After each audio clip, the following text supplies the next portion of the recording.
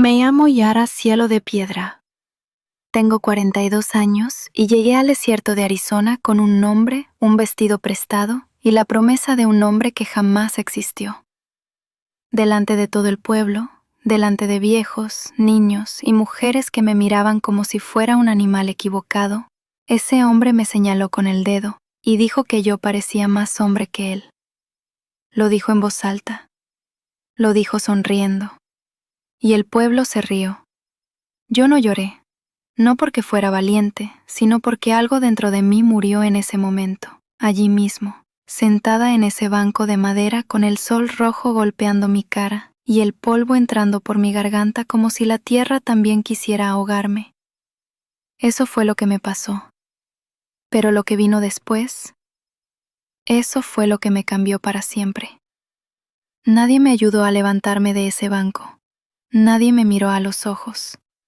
Solo escuché pasos alejándose y risas que se perdían entre las casas de adobe. Yo me quedé ahí, con las manos sobre las rodillas, mirando el suelo como si la respuesta a toda mi vida estuviera enterrada bajo esa tierra roja. Había dejado todo atrás para llegar hasta allí, todo, y ahora no tenía ni un lugar donde dormir esa noche. ¿Usted qué hubiera hecho? ¿Se hubiera quedado o hubiera salido corriendo? Cuénteme en los comentarios de dónde es usted, porque estas historias las cuento para gente como yo, gente que ha sufrido de verdad. Si quiere seguir escuchando, suscríbase, dé like, porque cada comentario suyo ayuda a mi familia a poner comida en la mesa.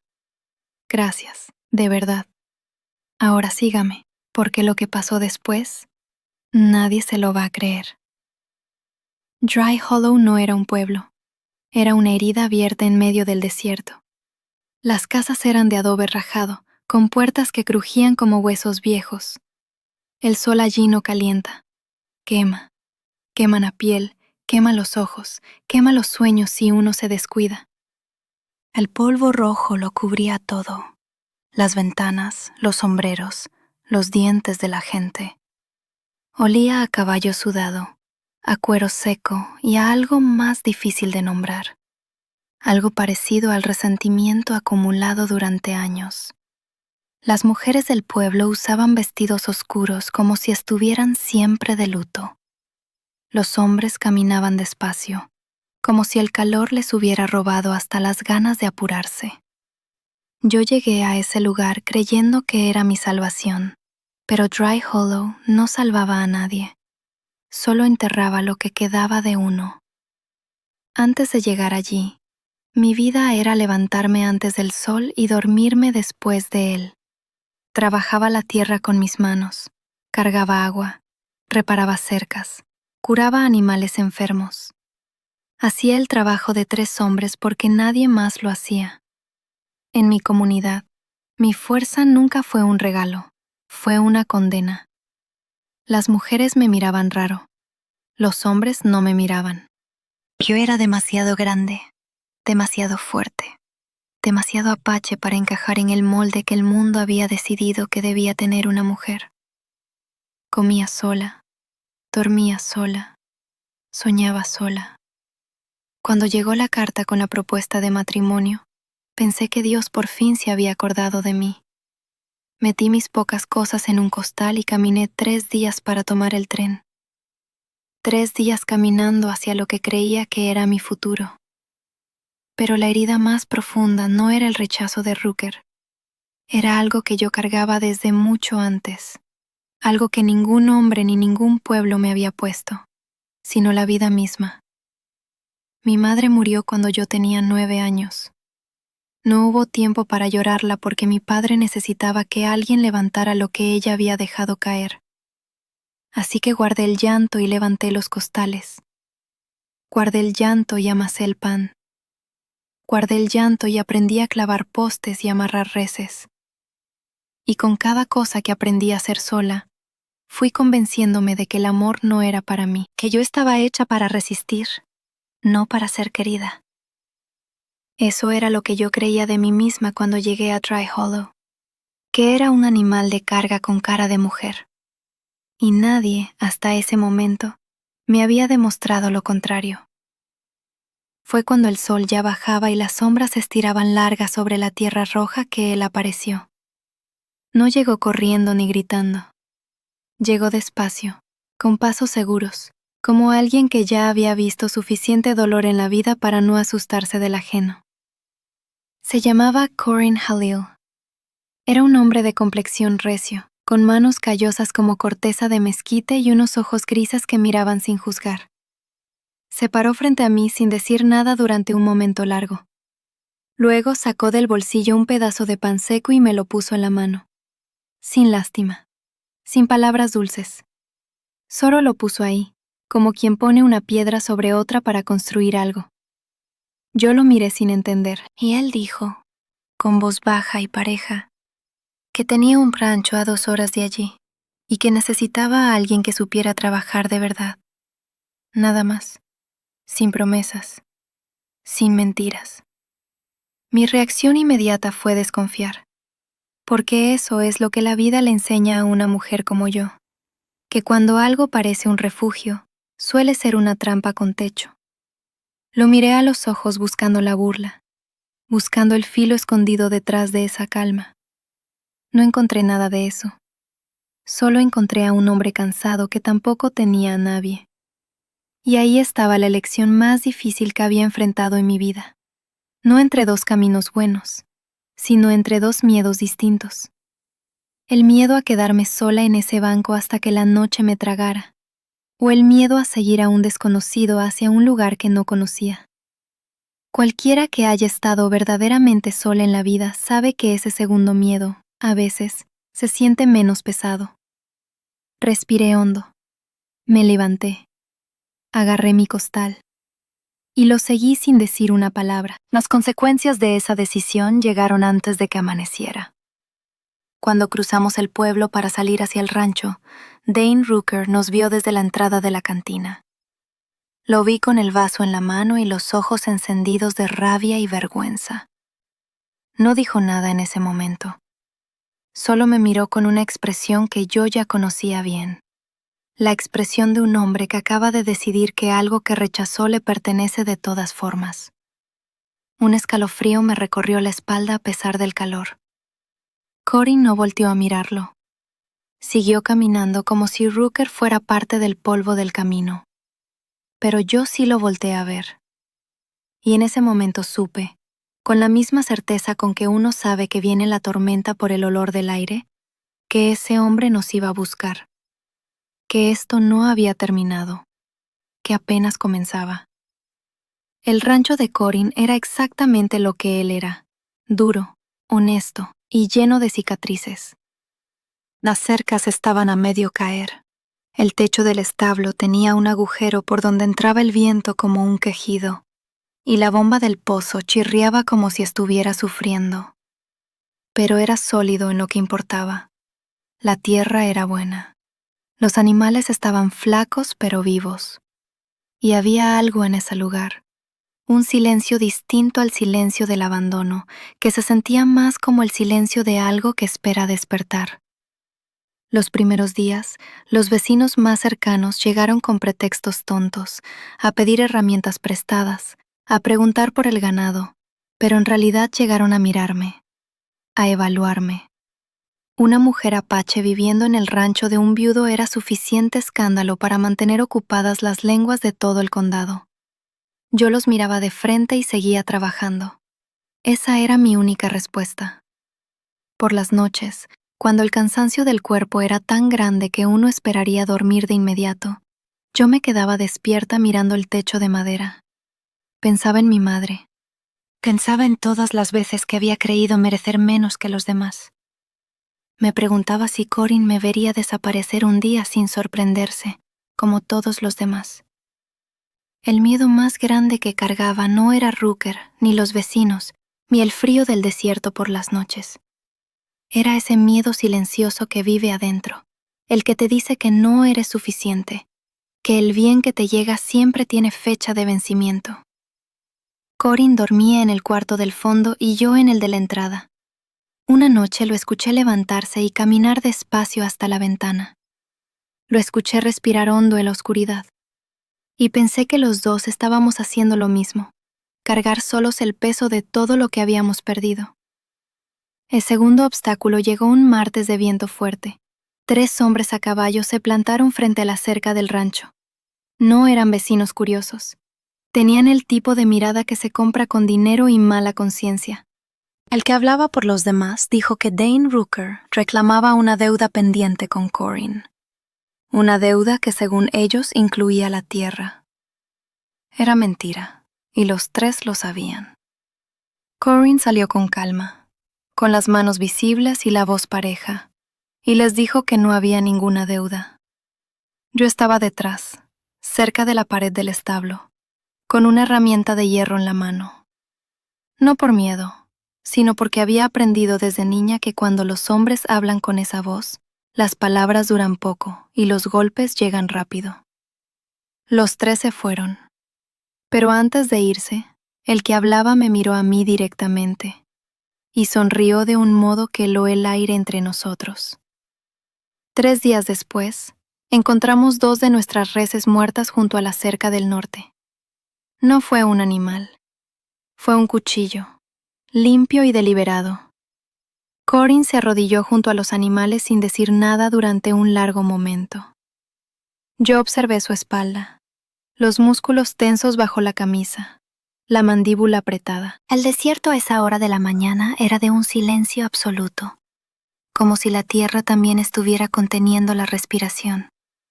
Esa noche, por primera vez desde que llegué al rancho, Corin habló de su esposa. Dijo que ella murió en un incendio provocado. Dijo que nunca supo quién fue. Lo dijo mirando el fuego de la chimenea con esos ojos grises que de repente parecían mucho más viejos. Y yo entendí que lo que Rooker estaba haciendo no era nuevo.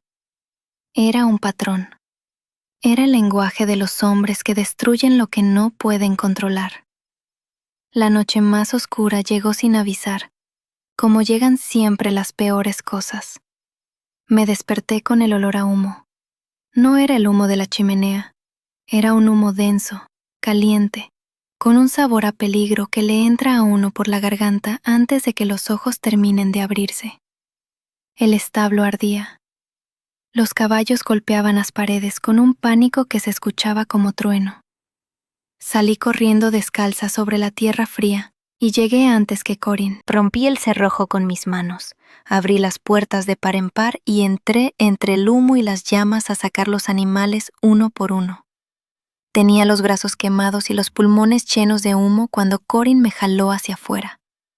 Me sostuvo fuerte, con las 2 manos en mis hombros, mirándome como si fuera la primera vez que me veía de verdad.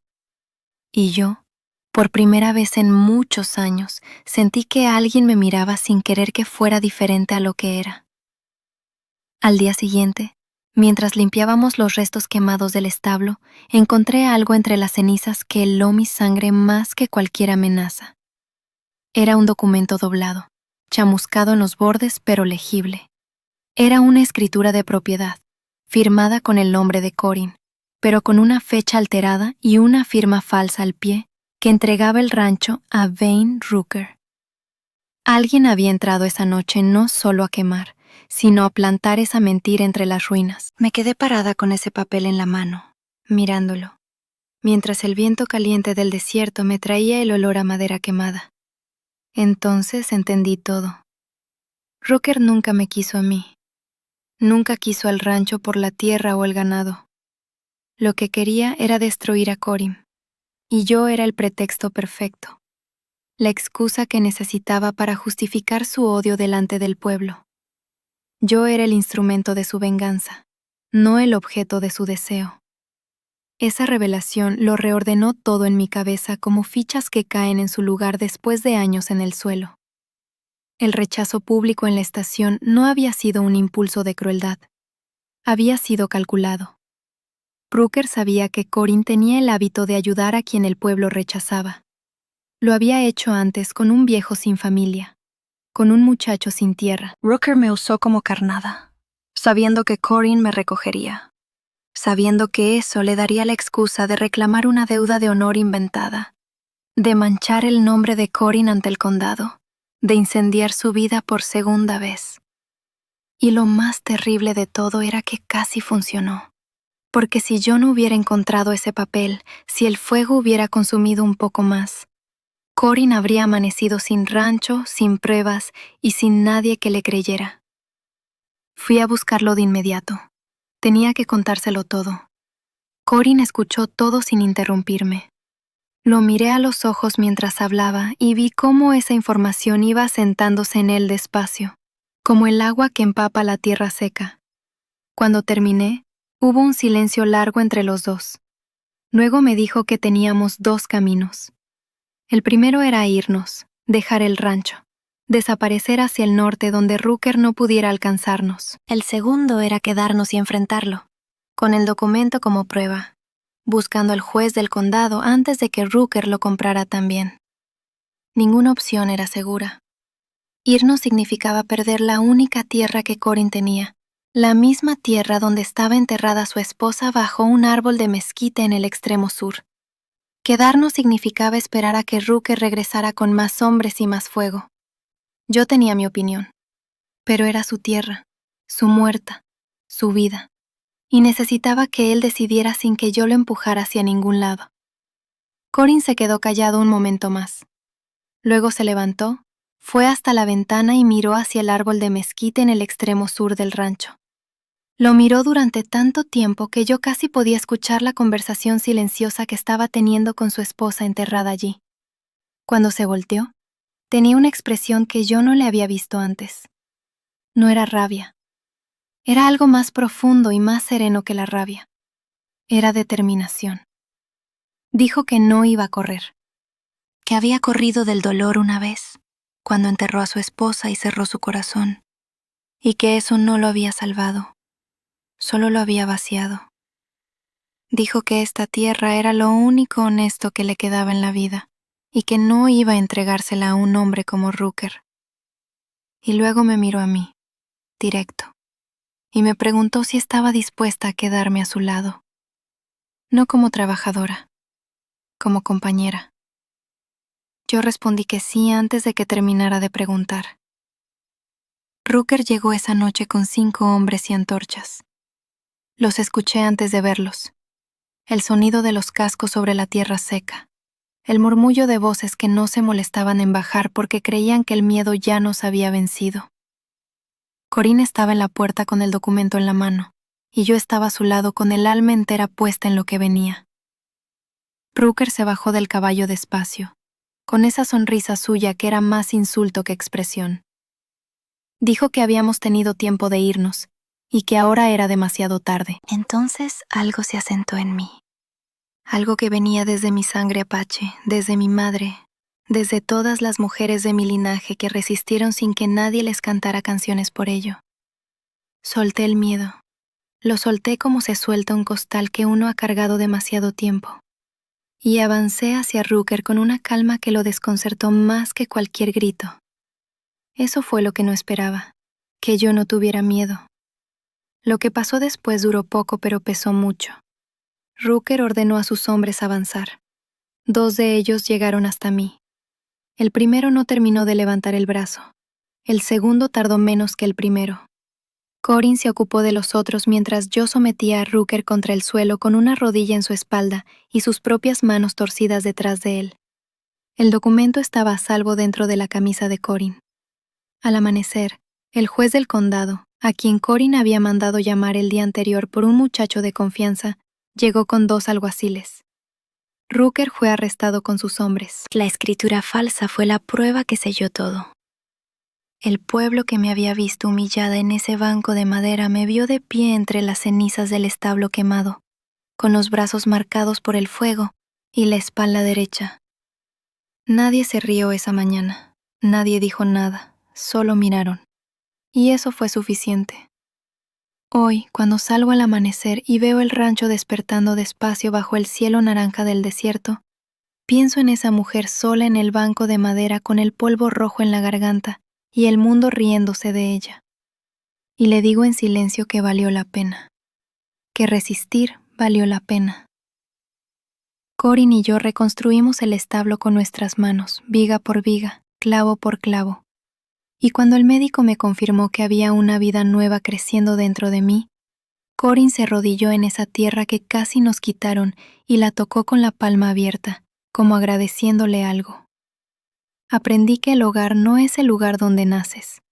Es el lugar donde alguien te mira a los ojos sin pedirte que seas distinta. Es donde tu fuerza no es una condena, sino el pilar que sostiene todo. Me llamo Yara Cielo de Piedra. Llegué rota al desierto. Y el desierto, contra todo, me devolvió entera.